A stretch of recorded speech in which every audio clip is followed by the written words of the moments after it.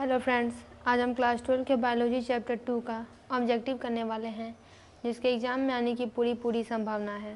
तो देखिए यहाँ पे है, in the transverse section of young anther. यहाँ पे आपको एक यंग एंथर दिखाया जा रहा है। ये इसका ट्रांसवर्स सेक्शन है। दो सेक्शन होते हैं, एक लॉन्गिट्यूडिनल एक ट्रांसवर्स। ये दिया हुआ ट्रांसवर्स है। तो इसमें जो है वॉल लेयर्स हैं, आउटसाइड टू इनसाइड, यानी बाहर से लेकर भीतर तक वॉल लेयर्स है। इस वॉल लेयर्स को आपको पहचानना है कि यहाँ पे जो पॉइंट किया गया है, पहला चौथा, दूसरा चौथा, दूसरा तीसरा, ये सारे कौन से लेयर हैं। तो आपको पता होगा कि प्रत्येक माइक्रोस्पोरेंजियम जो है 4 लेयर से सराउंडेड होता है, जिसमें होता है एपिडर्मिस, इंडोथीसियम, मिडिल लेयर, टेप्टम। उसी को हम मार्क करते हैं। जैसे यहाँ पे देखिए, ये जो पहला लेयर है, यहाँ पे जो पहला लेयर नहीं, यहाँ पे जो दूसरा यहाँ पे जा रहा है 1 नंबर में, ये इंडोथीसियम है। उसके बाद आते हैं दूसरे पर, दूसरा वाला तीसरे में है, तीसरे और चौथे में, ये होता है मिडिल लेयर। उसके बाद आते हैं तीसरा में, तो तीसरा क्या है, टेप्टम है, जो कि नरिशमेंट प्रोवाइड करता है। और चौथा जो कि ये वाला पोर्शन है, ये होता है एपिडर्मिस। तो इसका ऑप्शन हो जाएगा डी नंबर। एक बार ये क्वेश्चन आ भी चुका है एग्जाम में। How many pollen mother cell should undergo meiotic division to produce 48 pollen grain. कितने pollen मदर सेल को म्यूटिक डिवीजन करना पड़ेगा ताकि वो 48 pollen ग्रेन को प्रोड्यूस कर सके। तो उन्हें 12 म्यूटिक डिवीजन करना पड़ेगा। 60% of angiosperm shade there pollen at the.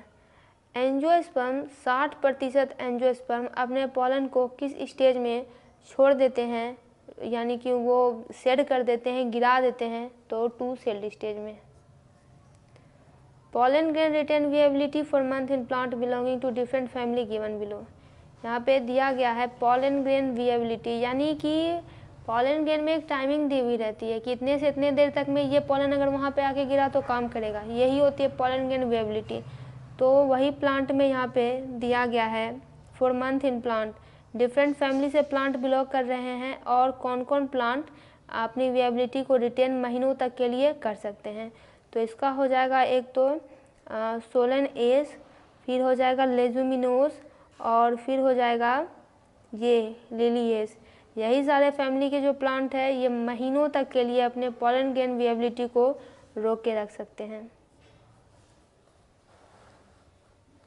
फिर आते हैं लास्ट नंबर पे, मैच द कॉलम 1 कॉलम 2 में आपको मैच करना है। यानी यहाँ पे ये जो सवाल बनता है, ये इन्फॉर्मेशन से बनता है, यानी आपने चैप्टर पढ़ा है तो ये इन्फॉर्मेशन से आराम से बन जाएगा। जैसे देखिए, पहला कॉलम है ओवरी को लेकर, दूसरा कॉलम है पिस्टिल को लेकर, यही दोनों पे बनेगा। तो ये है मोनोकार्पिलरी, तो मोनोकार्पिलरी क्या होगा, सिंगल पिस्टिल होगा।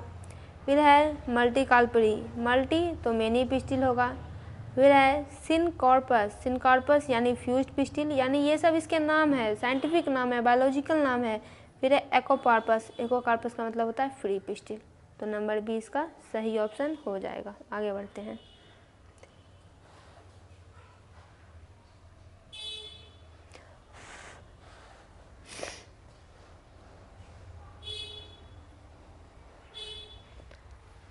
विच कंडीशन ऑफ जाइनोसियम, जाइनोसियम यानी कि pistil, is shown in the figure 1 and 2। देखिए यहाँ पे ध्यान से, फिगर 1 ये वाला है, फिगर 2 ये वाला है। जाइनोसियम की कौन सी अवस्था यहाँ पे दिखाई गई है, तो पहले वाले में क्या दिखाई गई है, तो मल्टी कार्पिलरी सिनकॉर्पस, और दूसरा में है मल्टी कार्पिलरी एपोकार्पस।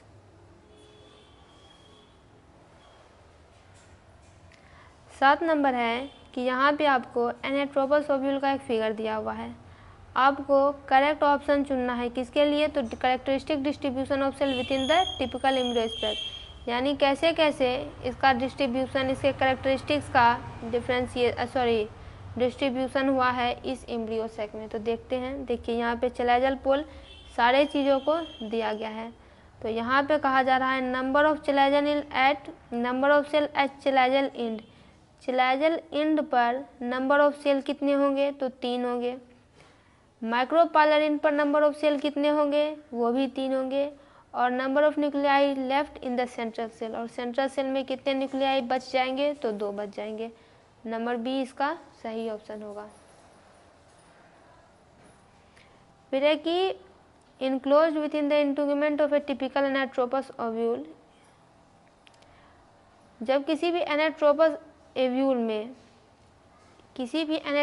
ओव्यूल के इंटीग्यूमेंट में एक diploid mass of cellular tissue enclose रहता है, उसमें घिरा रहता है, तो इसको कहते क्या है, इसको न्यूसेलस कहते हैं। एक बॉटनिस्ट ने, यानी जो बॉटनी में डील करते हैं, जो बॉटनी की स्टडी करते हैं, वो होते हैं बॉटनिस्ट। एक बॉटनिस्ट ने कॉमन पेंसी यानी वायला की स्टडी की है। उन्होंने नोटिस किया कि one of the two flowers type whether, यानी एक या दो फ्लावर के जो प्रकार थे वो विदर कर गए यानी गिर गए, और फिर डेवलप ही नहीं हो पाई क्योंकि कंडीशन ही उन्हें सही नहीं मिल पाई। लेकिन जो दूसरे फ्लावर थे, but the other flower type on the same plant, लेकिन जो वही प्लांट पे दूसरे फ्लावर टाइप थे वो सरवाइव कर गया, और इसके कारण उसका जो फ्लावर का जो बीज है जो कि ख़त्म होने वाला था, क्योंकि ये तो सारे फ्लावर इसके मर गए, लेकिन वही प्लांट का एक दूसरा फ्लावर वो सरवाइव कर गया, जिसके कारण उस प्लांट का सीड बच गया, बीज बच गया। अब उस बीज से वैसा प्लांट फिर से मिल जाएगा हमको। तो इसके लिए कौन सा स्टेटमेंट करेक्ट है, तो देखिए, जो फ्लावर टाइप बचा इसका मतलब साफ है कि वो क्लिस्टोगेमस है और हमेशा ऑटोगेमी ही करेगा, ये कंडीशन हो सकती है।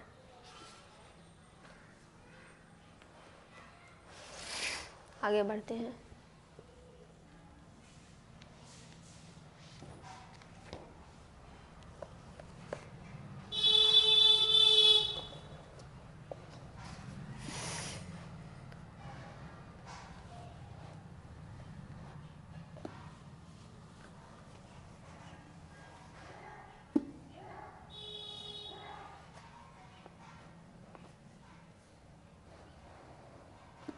आते हैं 10 नंबर पे। 10 नंबर है कि in the dioecious aquatic plant zone, यहाँ पे डायोसियस है, एक्वेटिक प्लांट है, यानी प्लांट है डायोसियस और ये है वाटर में। तो आपको मेल फ्लावर के कैरेक्टरिस्टिक बताना है जो कि फीमेल फ्लावर के पास रीच करेगा पॉलिनेशन के लिए।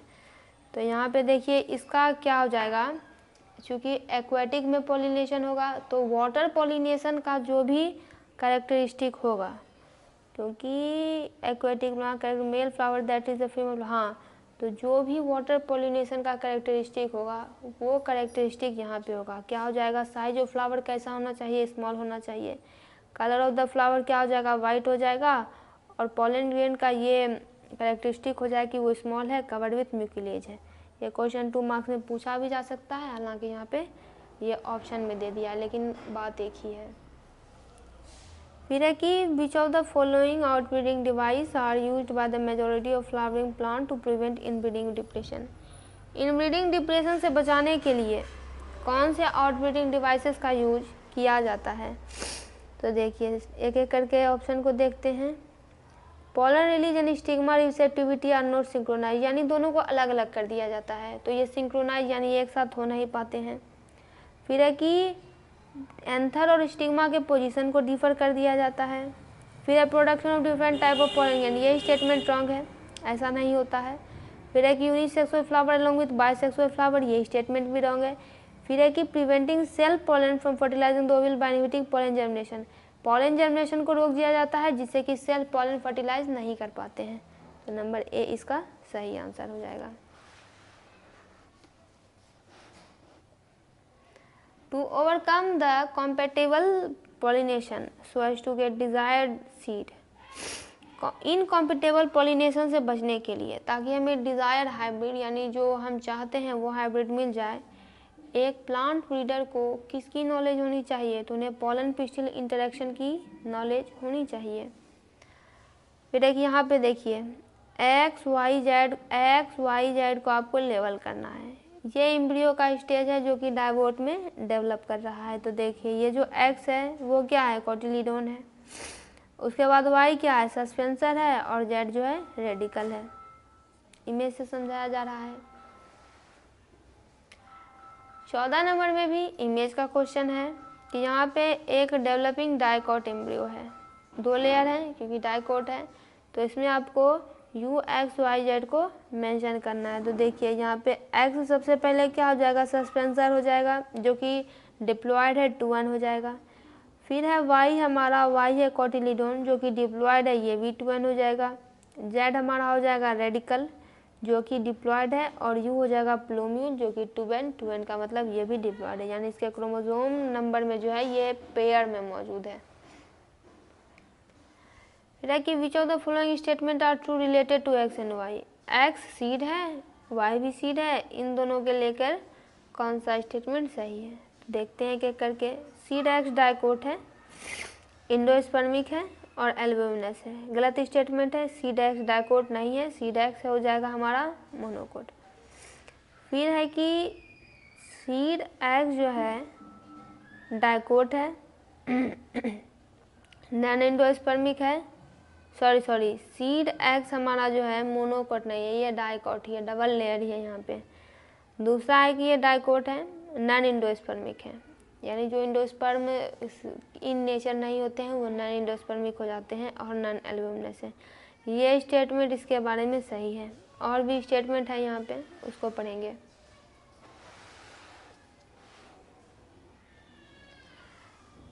सीड वाई मोनोकोट है और इंडोस्पर्मिक है और एल्ब्यूमिनस है, ये भी सही स्टेटमेंट है। तो ये ऑप्शन हो जाएगा हमारा दूसरा और तीसरा। तो दोस्तों इसका पूरा ऑब्जेक्टिव कंप्लीट हुआ।